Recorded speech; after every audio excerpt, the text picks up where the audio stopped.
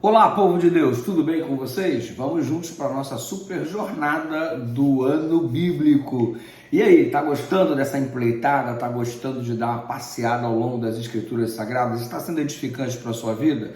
Glórias a Deus se estiver proporcionando para você crescimento, enfim, que esteja de alguma forma beneficiando a sua vida. Hoje, o Evangelho de São Marcos, capítulo 14, 15 e 16, estes 3 capítulos funcionam como foco para o nosso estudo de hoje. No capítulo 14 tem várias histórias impressionantes e cada uma delas, obviamente, daria-se um sermão esplendoroso, maravilhoso para a nossa vida. Todavia, eu quero apenas retirar alguns pontos que julgo ser contundente nas histórias aqui narradas. A primeira delas é a história do vaso de alabastro, que inclusive tem a música, eu sou um vaso de alabastro, o perfume de uma flor, enfim. Você percebe que a mulher derrama para ungir os pés de Jesus uma substância, um perfume caríssimo, puro nardo, algo muito valioso naquela época, seria a economia de uma vida para muitos de nós. Muito bem, para aqueles que conseguem economizar, né? O princípio disso daí é o seguinte: você dá para Jesus o que de melhor você tem. Eu não tenho direito de julgar qual é o seu melhor. Você não tem direito de julgar para mim qual é o meu melhor. Desde que cada um tenhamos a nossa consciência tranquila no sentido de que estamos fazendo o nosso melhor, esse é o caminho, essa é a direção. Qual é a melhor oferta que você pode dar para Jesus? Qual é o melhor louvor que você pode dar para Jesus? Qual é o melhor sacrifício que você pode fazer para a glória do nome dele numa entrega total? Então, qual é o princípio do adorador? Eu vou fazer o meu melhor para adorar, para louvar, para agradar e enaltecer o meu Deus. Porque quando eu faço isso, eu sou o maior beneficiado.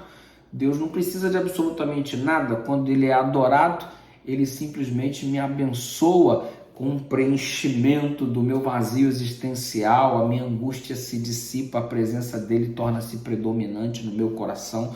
Eu sou um grande beneficiado quando adoro o Senhor.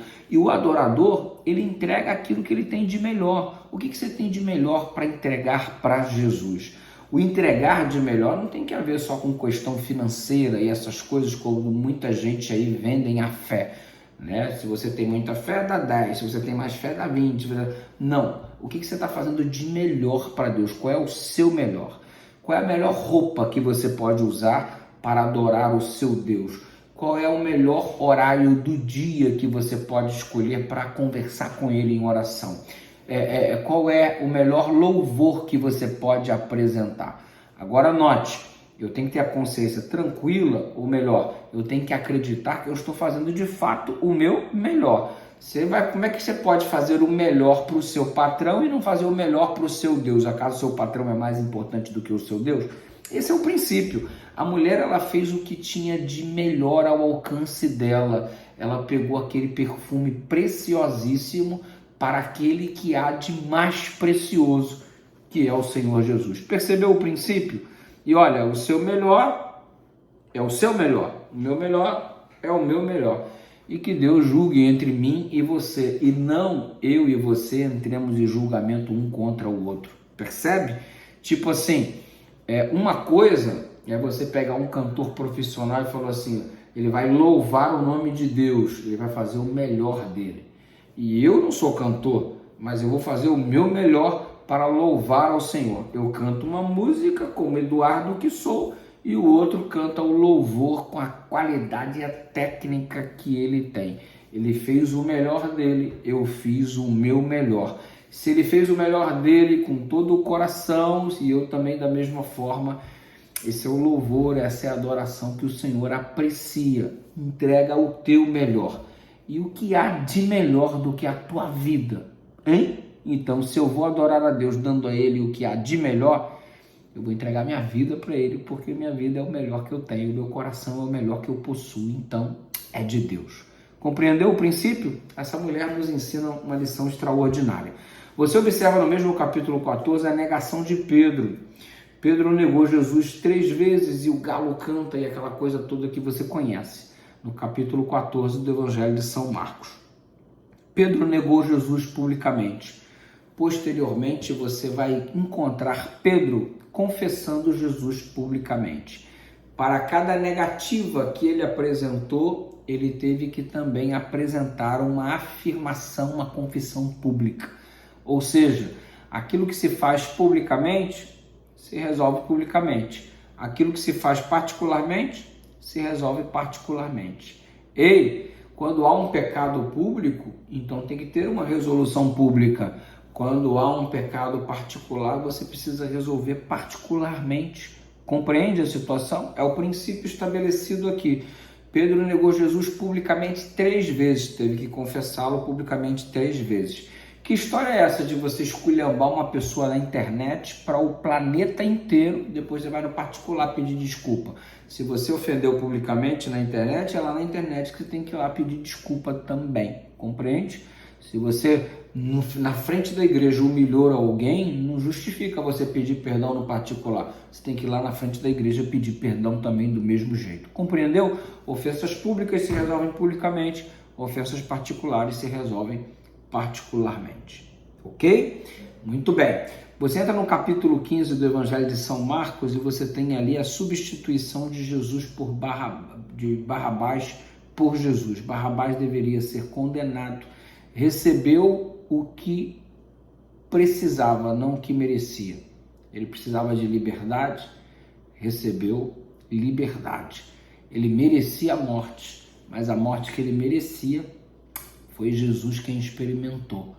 Ou seja, Jesus substitui a Barrabás. E você vê, diante desse cenário do capítulo 15, a argumentação de Pilatos: que farei de Jesus o chamado Cristo? E a multidão: crucifica-o, possuído pelo demônio. A multidão pedia a crucifixão de Jesus e a libertação de Barrabás. Cuidado para não ir atrás da multidão. Muito cuidado. A multidão não pode reger a nossa atitude. O que deve reger a nossa atitude é a palavra de Deus, ainda que seja contrário ao que todo mundo diz.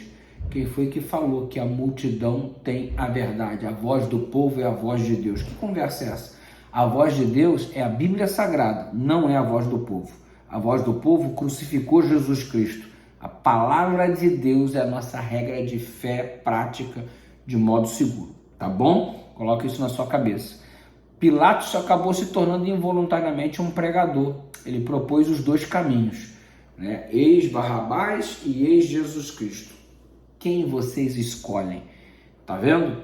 Ele pregou a essência do Evangelho. Quem você escolhe? Barrabás ou Jesus, o chamado Cristo? Qual que é a sua escolha? A Bíblia diz que Pilatos virou as costas para Jesus quando pergunta: és tu o rei dos judeus? E foi ter com a multidão. Tem muita gente que vira as costas para Jesus para ir ter com a multidão. Que não sejamos nós este alguém que vira as costas para Jesus para ter com a multidão. Pensemos nisso. Chegamos no capítulo 16 e Jesus já foi crucificado e você se pergunta: por que ele morreu na cruz e não foi de um ataque cardíaco, de diabetes, colesterol alto, de Covid, câncer? Por que tinha que ser morte de cruz?